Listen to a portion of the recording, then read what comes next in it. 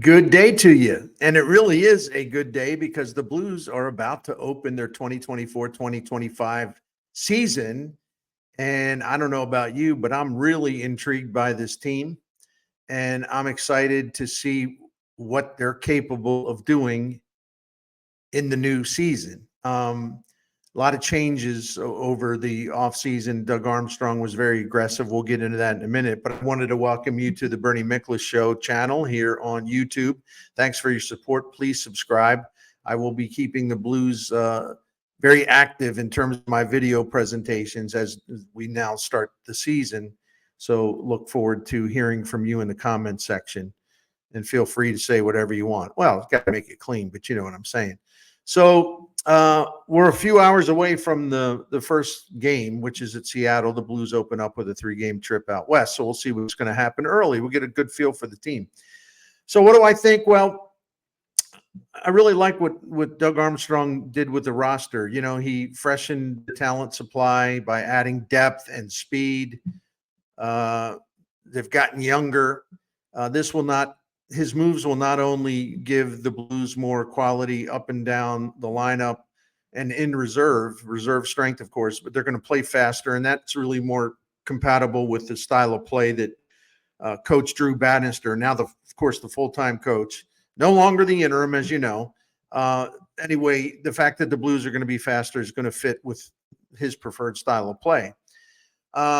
When the Blues open at Seattle today, they're going to have as many as 6 new players in the lineup.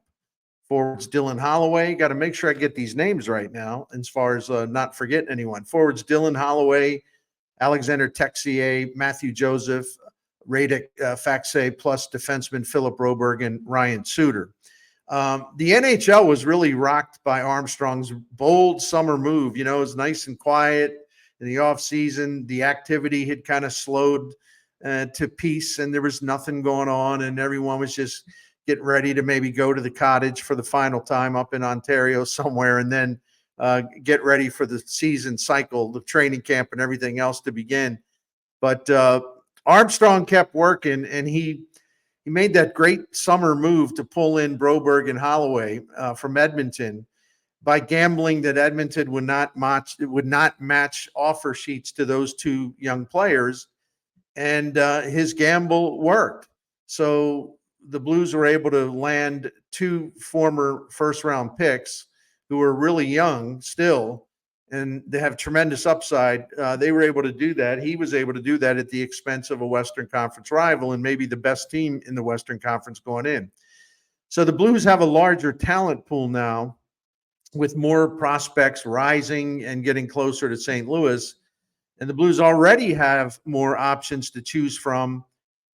And then you look a little bit beyond the horizon, the number of assets they have, especially young, talented assets, continues to grow. So I like where the Blues are headed. I also like knowing that Drew Bannister had a full off season and training camp to not just prepare his team from a hockey standpoint, but he got to know the individual players one by one. So there's now a stronger relationship there. They're more familiar with each other. That can only be a positive. The Blues responded well to the dismissal of Craig Berube last December 10th or 11th, whenever it was, with Drew Bannister taking over on December 12th. I didn't like the fact that they fired Berube, and I'm not going to go back and pretend that I said, oh, yeah, they should have done this. And I didn't like it. I was like a lot of people upset. I mean, it was kind of harsh to send Craig Berube packing, the only head coach the Blues have ever had to win a Stanley Cup for the franchise. And so from that standpoint, I thought, you know, maybe it's a little harsh, man, a little harsh. But I got to say, that doesn't matter now, what I felt or what you felt or what any of us felt at the time, because this part cannot be denied. We may not have liked the move, the coaching change, but we can't deny that the Blues got better under Bannister. After ranking 24th among the 30 teams in points percentage last season under Berube, 24th in points percentage, the Blues improved to 13th in the league in points percentage during Bannister's time as coach. So that was a pretty dramatic improvement. The power play got much better. The Blues scoring rate which overall for the season wasn't very good, but their scoring rate did go up under Bannister. The players worked harder. I thought he did a good job of just lining guys up properly, his line combinations. I think he's a smart guy. I look forward to seeing if there's more impact from his coaching, simply because he's now the guy, and he's got a contract and the players like him and he knows the players better and all that stuff. Plus he's got more speed to work with. Even though Bannister really turned things around for the Blues, the Western Conference was incredibly strong, and 92 points. That's what the Blues finished with. It was a really good showing for the second year of a retooling, or as I prefer to call it, a soft rebuild. But it wasn't enough to make the cut for a spot in the postseason. What I really like, and I know you all do too, is the goaltending from Jordan Binnington and Joel Hofer. Last season, that tandem was absolutely outstanding. They combined for the league's 6th best save percentage at all strengths. They performed way above the league average in stopping shots from the high danger zones. And here's what you need to know, really, bottom line, about the work of Binnington and Hofer. Last season, the Blues gave up 248 goals. That was 13th best in the NHL. So you might be wondering, and that I get it. It's like, well, what's so great about being 13th? Yeah, it's in the top half, but it's still only 13th. Well, based on the possession and the shot metrics and the number of high danger chances and all that stuff, the Blues should have given up 279 goals last season, which would have ranked 28th in the league. But because of this stellar goaltending, these two dudes, Binnington and Hofer, kept the Blues hovering around postseason competition. It would have been really, really ugly had this team received even average goaltending last season. I don't even want to think about mediocre or bad goaltending last season. The only thing I wonder about, though, and I think that this is reasonable, is there going to be some regression? I mean, Binnington and Hofer were so superb last season. Can the Blues dependably count on them to perform at such a high level again, second year in a row? I think that's a legitimate question. I'm not predicting that they're going to fall apart. I'm just saying, can they hit that high level again? Because if they don't, I don't see how the team makes the playoffs. I think that's the number one mandatory thing that has to happen. Binnington and Hofer have to be great again 2 years in a row. I think they're capable of doing it. But I can't sit here and say, oh, no problem, no problem. Regression is always part of sports, especially when you're at the real high end. You kind of look around, you're like, well, is it the bubble going to burst a little bit? Some air going to leak out of the balloon? We'll find out, won't we? But Binnington was incredible last year. I think it was his best form since his magical rookie season. And you don't need me to remind you how that ended. But he was 5th among regular NHL goaltenders in goals saved above average, 2nd best at preventing high danger goals. Will the Binner deliver an encore? Well, as I mentioned, for the Blues to have a clear chance at this, making the playoffs, I think that that's going to be a requirement. And Hofer will only get better. Boy, is he impressive. This big guy, doesn't give up many rebounds. He's got a real presence in the net. All right, of course, there's going to be questions. And I made sure I have my list of questions so I didn't forget any. And I'm not saying this is a complete list. These are things that I'm wondering about. And I invite you to add your own questions about, okay, here's some of the questions I have about things that have to happen or things that you need the Blues to get from certain players. All right, can the newcomers, Broberg and Holloway, play up to their talent level? These guys are really gifted, especially Broberg. But even though he came alive and was a real impact player in the postseason, the Edmonton got all the way to the Stanley Cup Finals, he's sort of been up and down, but he's going to get a lot more playing time in St. Louis. He's going to get all the ice he wants, and I think it'll bring out his best. Holloway already seemingly has moved up in the pecking order if we go by the anticipated line combinations. It looks like he's going to be on the second line. That doesn't mean he's going to stay there. It doesn't even mean that'll happen in the Seattle game, but those are the indications that he's been moved up to the second line.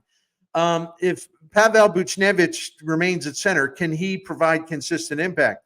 We know he's better on the wing, so this concerns me a little, but the Blues still need more strength at center, and they've put him at center late last season to strengthen the middle. We'll see how it goes. He's a hell of a player, and he's really, really important to the overall fate of the team. Hey, can Robert Thomas, who took major step forward last year, can he get his first 100-point season of his career? Can Jordan Kyrou consistently perform at the high level from the start until the finish? That's the thing about Kyrou. We know he's fast. We know he's gifted. We know he's got the scoring touch. There's a lot to like about him. And I thought under Bannister, he even played off the puck much better than he did under Berube. So Bannister got a response from Kyrou. Now, can Kyrou stay at that level that we all want him to be at, the level we all anticipate from him? Can he get there and stay there? I think this coach-Kyrou relationship is a good one because Kyrou responded to the coaching change. That was important. But now you got to do it over a full course, over a full season. So a lot of eyes on Kyrou, but I'm optimistic about him. Does Braden Shen have much left in the tank? Legit question. I know many of you share that. The Blues are going to need more goals from him if possible, because this team, you still wonder if they're going to score enough goals. They struggled in that area last season, as you know. And as a two-way center, this part doesn't maybe get talked about enough. I think Shen's got to be more dependable on the defensive end. Listen, man, he's a true grit type of player. But this is a matter of age. It's a matter of age-related decline and whether the goal-scoring prowess is there. But imagine if he could get back close to what he used to deliver. That would be a huge bonus, a huge boon to the Blues. Defenseman Colton Parayko turned up his play last season. He was much better. It was really good to see. Can he reach an even higher level, or at least can he stay at the level that he was at last season? I think he can, but maybe I'm in the minority, maybe not. I'm not sure. I'm not a fan of Parayko pairing with Nick Leddy. I think Nick Leddy, has way too many defensive lapses, and maybe isn't the puck mover and the guy that can get you from one end to the other, and a guy that can actually boost your offense. I don't know that he's that guy as much as he used to be. Now, maybe Bannister keeps Leddy with Parayko simply because he wants Parayko there, that mountain-sized defenseman, to cover for some of Leddy's mistakes on defense. I don't mean to be harsh on Leddy. I just have some questions, and I wonder if at some point Parayko will be paired with someone else. If you have some suggestions on that, I'd be happy to. I'd really like to read them. Will a very healthy Justin Falk? He was tormented by ankle injuries last season, much more than we knew at the time. Will he reemerge as a true quality defenseman? Because when he's healthy, he plays very, very well, and I like him a lot. So we all should expect bigger and better things from him this season. Hey, can Jake Neighbors repeat that 27-goal breakout that he had last season, which is technically his rookie season? Power forward in front of the net, gets his nose in there, throws his body into harm's way. So, yeah, he's going to get opportunities to cash in front. Again, look forward to seeing if he can get there again or maybe even go higher. Zach Bolduc is in the minor to open the season, but that is a salary cap issue more than anything. I don't feel like explaining it. All the great beat writers who cover the Blues can explain it for you, and you probably know about it anyway. But this was just kind of a payroll type accounting thing that they have to, at least for now, have him start out in the American Hockey League. He probably could use more work too, but he showed a lot of promise late last season when he came up to the NHL for the first time. Showed a lot of promise, seemingly got better.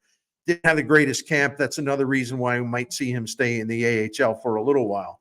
But can he build on what we saw at the tail end of last season?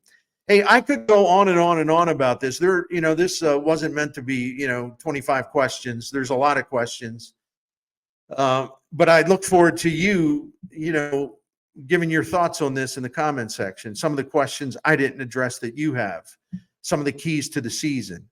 I'm excited for the season. I know that Armstrong really, really likes this team. I think he firmly believes this Blues roster can get to the playoffs.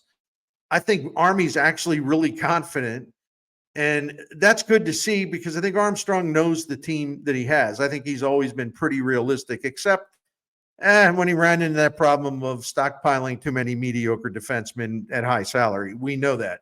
No one said Armstrong is perfect. He's not, because you know what? No one is.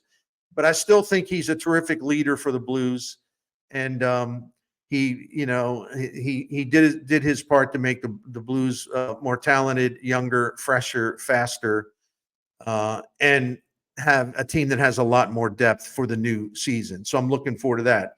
Across North America, and I've been canvassing opinions and reading things and listening to some podcasts, the opinions aren't as rosy about the Blues as Doug Armstrong's opinion about his team. Because of the rugged Western Conference, which is a minefield, the Blues are still being viewed as an outsider, as in a team that's better, a team that could be better than their 92 points showing a year ago, but still lacking that overall oomph that would get them into the postseason tournament. I like what the Blues are putting on the ice to open the new campaign, and I believe they're going to be in the playoff hunt, but they're going to need some other Western Conference contenders to struggle and maybe finish below expectations, because there's a lot of good teams, as you know. So if some other teams, contenders, underperform, the Blues will have more of a shot. Near the end of the regular season, I think the Blues are going to be close, but still on the outside. I hope I'm wrong.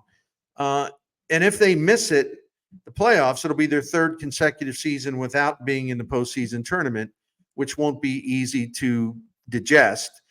But I really believe this as well. Whether they get to the postseason or not, the Blues are in much better shape for the future. So if there is another speed bump, it's not going to be something that discourages me in terms of my long-term view of where this franchise is going as it tries to make its way back into the upper echelon. Enjoy the season. Thank you for watching, and we'll be back later with another video here on the Bernie channel. Thank you very much. Go Blues!